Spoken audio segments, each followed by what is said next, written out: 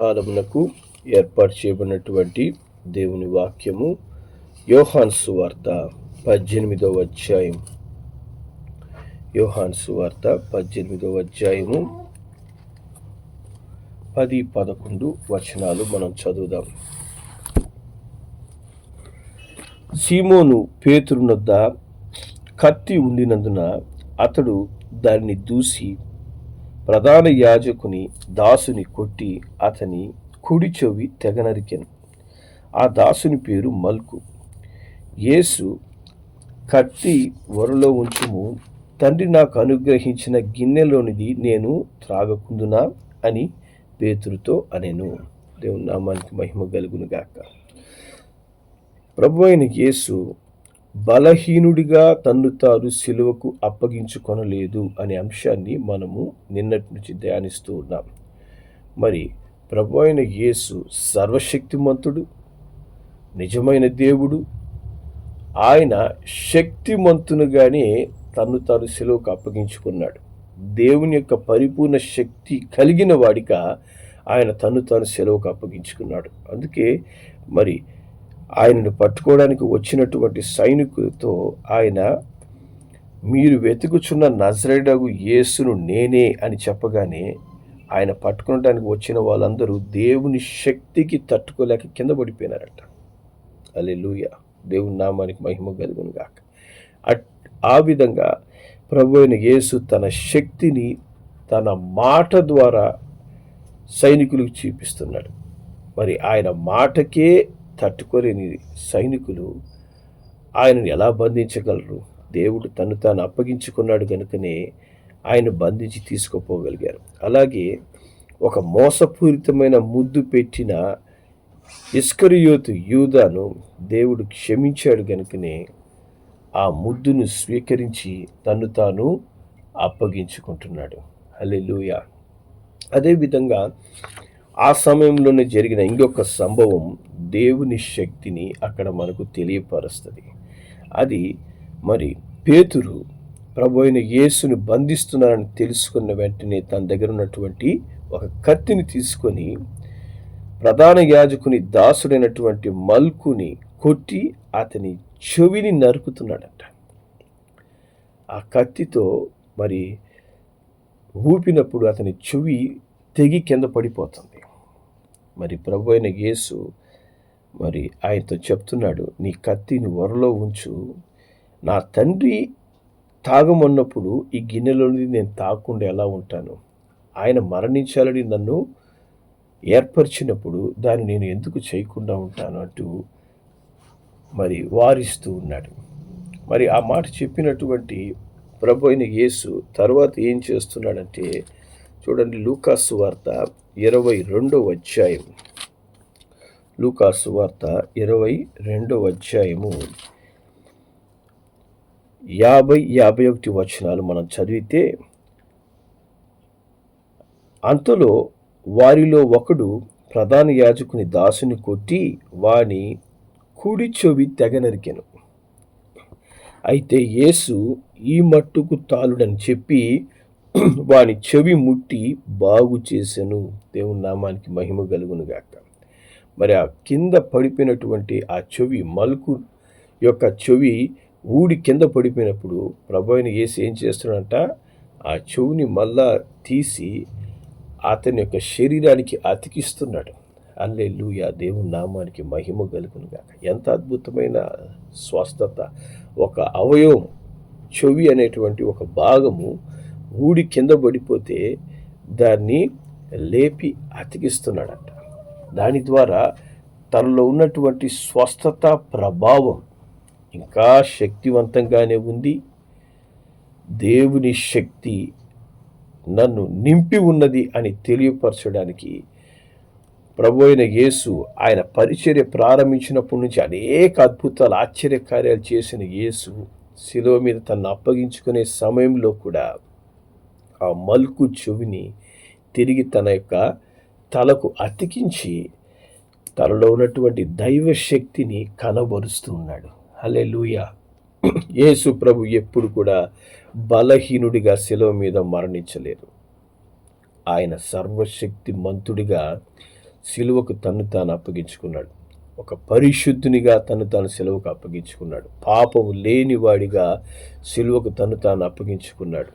లోబడిన వాడిగా దేవుని యొక్క మాటను, తండ్రి యొక్క మాటను అంగీకరించిన వాడిగా మరి తను తాను సిలువకు అప్పగించుకున్నాడు. అందుకే తన దైవ శక్తిని అక్కడ ఒక అద్భుతం చేయడం ద్వారా, ఆ చెవుని తిరిగి అతికించుట ద్వారా యేసు ప్రభు తను శక్తిమంతునిగానే సిలువకు అప్పగించుకున్నాను, కానీ నేను ఒక బలహీనుడిగా మరి నన్ను నేను కాపాడుకోలేని స్థితిలో సిలువకు అప్పగించబడ్డాను అని యేసు ప్రభు ఎక్కడా చూపించడం లేదు. హల్లెలూయా.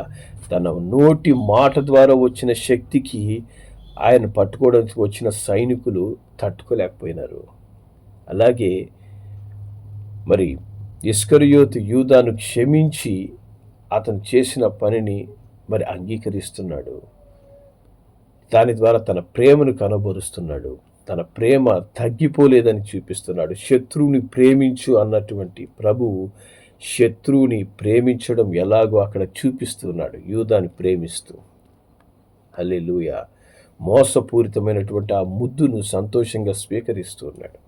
అదేవిధంగా మరి ప్రధాన యాజకుని సేవకుడైన మల్కు చెవిని ముట్టి స్వస్థపరచడం ద్వారా అద్భుతమైన తన శక్తిని కనబరుస్తూ ఉన్నాడు.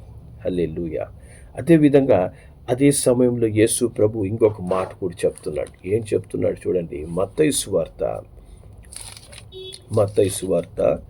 26వ అధ్యాయం. మత్తయి సువార్త 26వ అధ్యాయము 52 నుంచి 54 వచనాల వరకు మనం చదువుదాం. యేసు, నీ కత్తి ఒరలో తిరిగి పెట్టుము, కత్తి పట్టుకుని వారందరూ కత్తితోనే నశించెదరు. ఈ సమయమున నేను నా తండ్రిని వేడుకొనలేననియు, వేడుకొని ఎడల ఆయన 12 సేనా వ్యూహ్యముల కంటే ఎక్కువ మంది దూతలను ఇప్పుడే నాకు పంపడనియు నీవు అనుకుంటున్నావా? నేను వేడుకొని ఎడల ఇలాగు జరగవలనను లేఖనము ఎలాగూ నెరవేరునని అతనితో చెప్పెను. హల్లెలూయా. దేవుని నామమున మహిమ కలుగును గాక. ఈ మాట ద్వారా యేసుప్రభు ఏం చెప్తున్నాడంటే, తను సంపూర్ణమైన దేవుని కుమారుడను అని సెలవిస్తున్నాడు. ఏమని చెప్తున్నాడు ఇక్కడ? ఇప్పుడు నేను కనుక ప్రార్థన చేస్తే, ఇప్పుడు నేను కనుక వేడుకున్నట్లయితే నా తండ్రి మరుక్షణమే 12 వ్యూహ్యముల కంటే ఎక్కువ మంది దూతలు, అనగా సుమారుగా 6,000 మంది పైగా దేవదూతలను ఇప్పుడు నా కోసం పంపించి నన్ను కాపాడలేడనుకుంటున్నావా అంటున్నాడు. హల్లెలూయా. మరి ఒక్క దేవదూత, మరి హిజ్కియా రాజు ప్రార్థన చేసినప్పుడు దేవుడు పంపించి 1,70,000 మందిని చంపేశారట. ఒక్క దేవదూత వచ్చి యుద్ధమును ముగించింది, ఒక్క దేవదూత. మరి యేసు ప్రభు అంటున్నాడు, నేను కనుక అడిగితే అట్లాంటి దేవదూతలు 6,000 మంది వస్తారు. హల్లెలూయా. అప్పుడు లెక్క పెట్టండి, ఒక దేవదూత 1,70,000 మంది దాకా చంపివేస్తే 1,70,000 ఇంటూ 6,000 ఎంత అవుతుంది? అప్పుడు ఎంతమందిని చంపగలిగినటువంటి శక్తి దేవదూత, ఆ శక్తి కలిగినటువంటి దేవదూతలు భూమి మీదకి రాబోతున్నారు. ఎటువంటి శక్తిమంతుడు ప్రభు అయిన యేసు. ఆయన అంటున్నాడు, నేను ఇప్పుడు అడిగితే రెడీగా ఉన్నారు. 6,000కు పైగా దేవదూతలు దిగి వస్తారు. హల్లెలూయా. దేవుని నామానికి మహిమ కలుగును గాక. 6,000కు పైగా దేవదూతలు దిగి వచ్చినట్టు రక్షించగలరని చెప్తున్నాడు ఆయన. చూడండి, యేసు ప్రభువుని సిలువకు అప్పగించినప్పుడు, ఆయన పట్టుకోపోతున్నప్పుడు పరలోకమంతా ఆయన వైపే చూస్తూ ఉంది. ఈయన దేవుని కుమారుడిగా భూమి మీదకు వెళ్ళాడే, మరి ఇప్పటి వరకు ఆయన చేసిన కార్యములన్నీ చూసి మేము ఎంతో సంతోషపడ్డాం, ఎంతో ఆశ్చర్యపడుతున్నాం. మరి ఈ సమయంలో ఆయనను హింసించి, ఆయన్ని బంధించి, ఆయనను చంపే ఈ యొక్క పరిస్థితిని ఆ దేవదూతలు చూసి తట్టుకోలేకపోతున్నారు. దేవదూతలందరూ గమనిస్తున్నారు. ఆ సమయంలో యేసు ప్రభువుకు జరిగే ప్రతి సంభవాన్ని తండ్రి చూస్తూ ఉన్నాడు. దేవదూతలు చూస్తూ ఉన్నారు. హల్లెలూయా. పరలోకము ఆయనకు జరుగుతున్నటువంటి సంభవాన్ని వంగి గమనిస్తూ ఉన్నారు. దేవుని నామానికి మహిమ కలుగును గాక. యెషయా గ్రంథం 53వ అధ్యాయము 10వ వచనం మనం చదివితే ఇక్కడ వాక్యం చెప్తుంది, అతని నలగొట్టుటకు యెహోవాకు ఇష్టమాయెను, ఆయన అతనికి వ్యాధి కలగజేసెను, అతడు తన్ను తానే అపరాధ పరిహారార్థ బలిగా చేయగా అతని సంతానము చూచును, అతడి దీర్ఘాయుష్మంతుడగును, యెహోవా ఉద్దేశం అతని వలన సఫలమగును. కాబట్టి చూడండి, తండ్రి ఇష్టపూర్వకంగా ఆయన్ని సిలువకు అప్పగిస్తున్నప్పుడు అతని సంతానం చూస్తుందట. హల్లెలూయా. అనగా భూమి మీద ఉన్నటువంటి ప్రజలే కాదు, పరలోకము ఆయన్ని గమనిస్తుంది, చూస్తుంది. యేసు ప్రభువుకి జరుగుతున్నటువంటి ఆ వేదనకరమైన శ్రమను దేవదూతలు చూస్తున్నారు. అందుకే యేసు ప్రభు అది అర్థం చేసుకుని ఆయన ఏమంటున్నాడంటే, నేను ఇప్పుడు అడిగితే 6,000 మందికి పైగా దూతలు దిగి వస్తారు నన్ను కాపాడడానికి. కానీ నేనెందుకు ఈ పని చేస్తున్నాను పేతురు, నువ్వు అర్థం చేసుకోవాలి.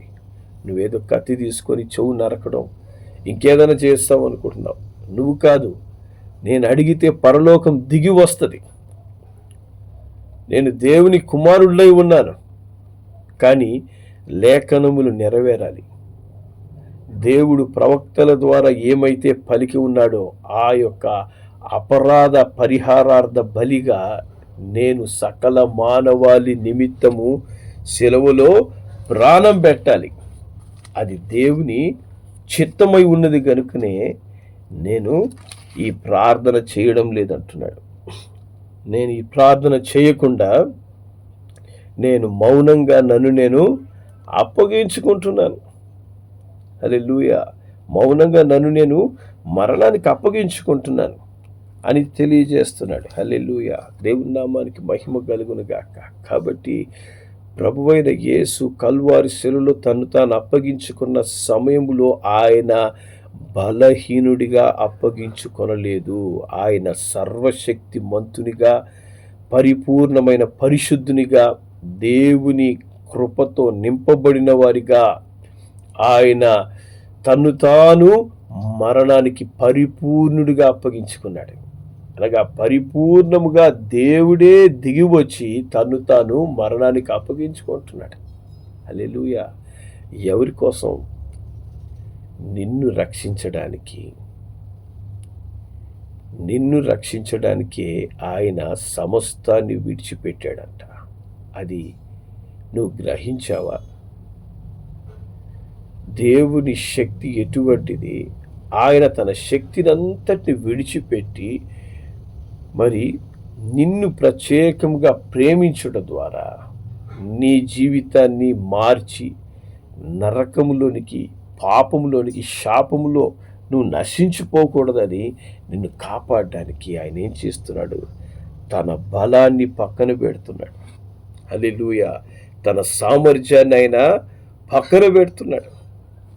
ఫిలిప్పీలకు రాసిన పత్రిక 2వ అధ్యాయము, ఫిలిప్పీలకు రాసిన పత్రిక 2వ అధ్యాయము 6-7 వచనాలు మనం చదివితే దేవుని వాక్యం చెప్తుంది, ఆయన దేవుని స్వరూపము కలిగిన వాడై ఉండి దేవునితో సమానముగా ఉండుట విడిచిపెట్టకూడని భాగ్యమని ఎంచుకొనలేదు, కానీ మనుష్యుల పోలికగా పుట్టి దాసుని స్వరూపమును ధరించుకొని తన్ను తానే రిక్తునిగా చేసుకున్నాడు.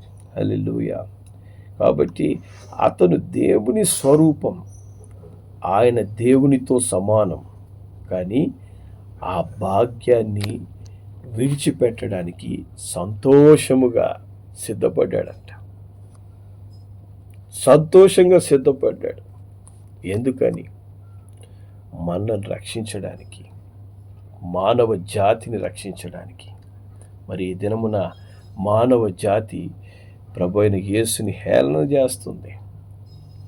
మీ దేవుడు తను తాను శిలువ మీద నుంచి కాపాడుకోలేకుండా మరి 3 చీలల మధ్యలో చచ్చిపోయినాడు. ఆయన ఒంటి మీద గుడ్డలు కూడా లేవు.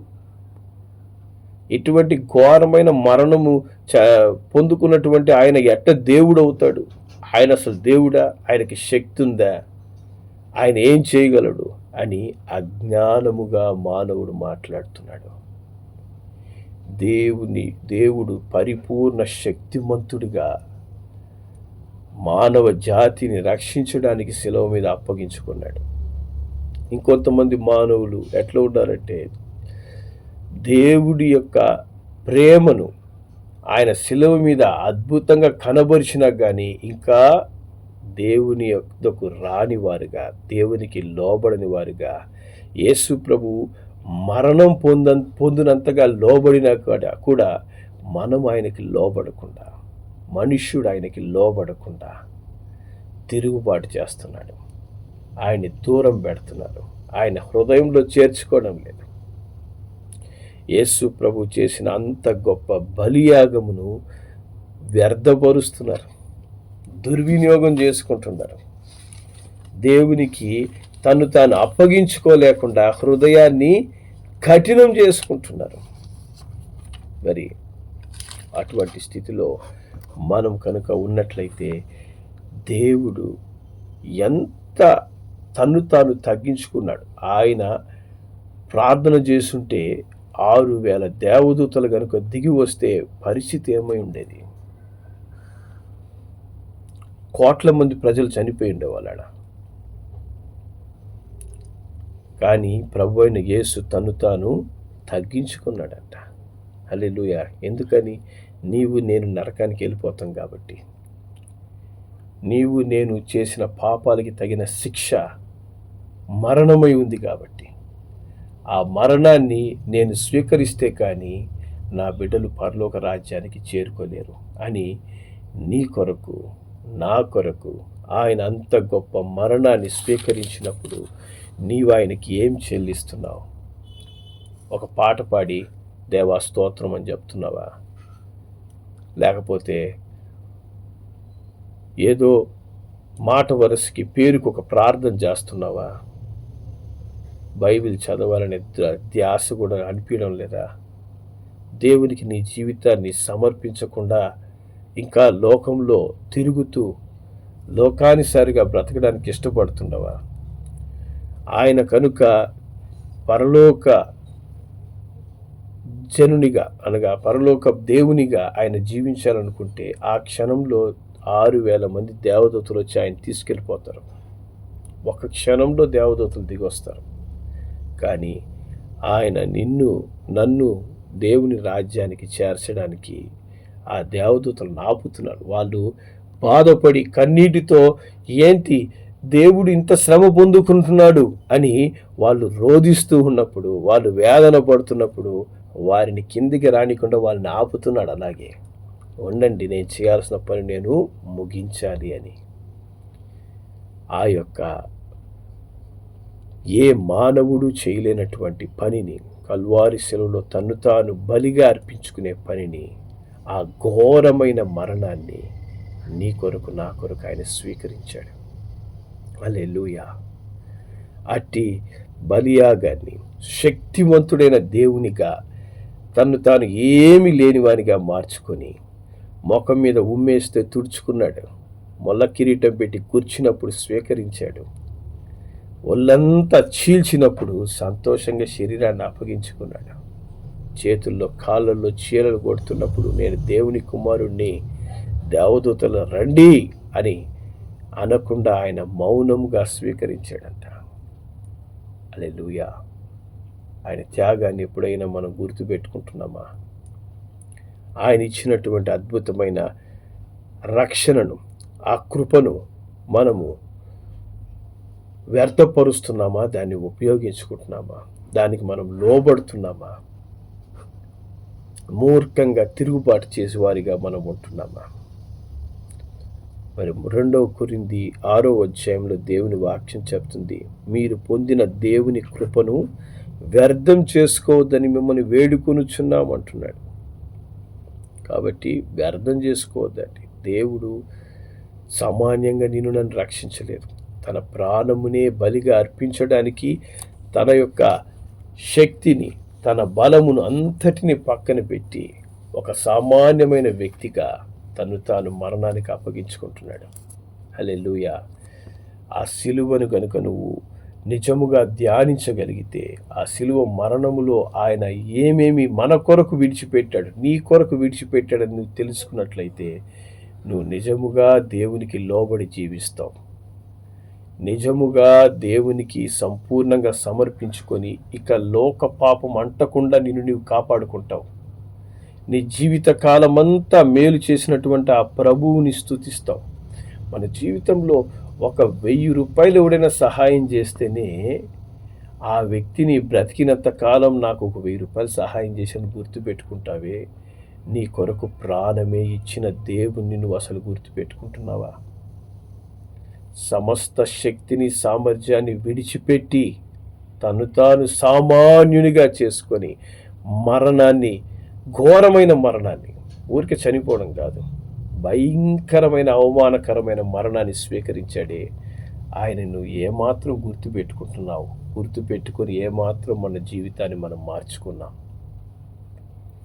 ఈరోజన్నా ఒక నిర్ణయం తీసుకో. దేవుని యొక్క శక్తి ఆయనను ఒక్క క్షణంలో ఆ యొక్క పరిస్థితి నుంచి బయటికి తీసుకురాగలదు. కానీ నీ కోసం తను తాను అప్పగించుకున్నాడు కనుక ప్రభువుకి నిన్ను నీవు అప్పగించుకో. సంపూర్ణంగా మారు మనసు కలిగి నీ జీవితాన్ని యేసుకు అప్పగించు. ప్రార్థన చేద్దాం. ప్రేమగల మా యేసయ్య, పరిశుద్ధుడా, నీకు వందనాలు, నీకు స్తోత్రములు చెల్లిస్తున్నామయ్యా. ఇదిగో తండ్రి, ఘోర పాపినైన నన్ను మీరు ప్రేమించి అయినా నేను నరకానికి వెళ్లకుండా పరిశుద్ధపరచబడి నిత్యరాజ్యాన్ని చేరడానికి తండ్రి, ఆ ఘోరమైన మరణాన్ని స్వీకరించడానికి మిమ్మల్ని మీరు నైనా సర్వశక్తిమంతుడైన మీరు తండ్రి తగ్గించుకొని మిమ్మల్ని మీరు అప్పగించుకున్నందుకు మీకు వందనాలు, స్తోత్రం చెల్లిస్తున్నాను అయ్యా. మరి మిమ్మల్ని పట్టుకు వెళ్ళే ఆ సమయంలో కూడా తండ్రి మీరు స్వస్థత కార్యాలు చేస్తున్నారు తండ్రి. నేను ప్రార్థిస్తే దేవదూతలు ఇప్పుడు 6000కు పైగా దిగి వస్తారని చెప్తున్నారు అయ్యా. తండ్రి, నీ నోటి మాట ద్వారా దేవుని శక్తిని చూపిస్తూ ఉన్నారు తండ్రి. మోసపరిచే ముద్దుని సంతోషంగా క్షమించి స్వీకరిస్తున్నారు ప్రభువా. నీకు వందనాలు. నీలో కనబరచబడినటువంటి ఆ దేవుని శక్తిని బట్టి నీకు వందనాలు, స్తోత్రాలు చెల్లిస్తూ ఆ సిలువ శక్తి ద్వారా మాకు నిజమైన రక్షణను మీరు అనుగ్రహిస్తున్నందుకు స్తుతి చెల్లిస్తూ అయినా మారు మనస్సు కలిగి ఇకపై నీకు సాక్షులుగా మేము జీవించేందుకు మా కృప దయచేయమని, మీరు చేసిన కార్యాన్ని ప్రతి క్షణాన్ని మేము మరచిపోక గుర్తుపెట్టుకొని నిన్ను స్తుతించే భాగ్యం మాకు దయచేయమని యేసు నామములో ప్రార్థించి అడిగి వేడుకుంటున్నాము తండ్రి. ఆమేన్.